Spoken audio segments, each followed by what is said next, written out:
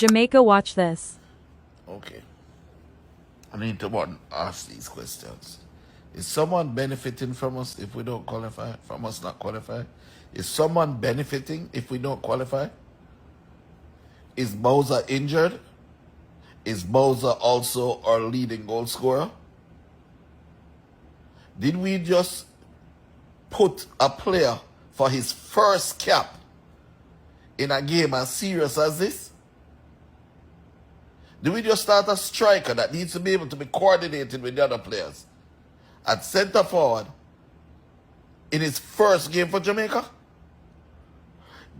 Were we under pressure from Trinidad the whole game and our only saving grace was a counter with Cephas? And from that counter we scored. 5 minutes later we take him off? I don't understand.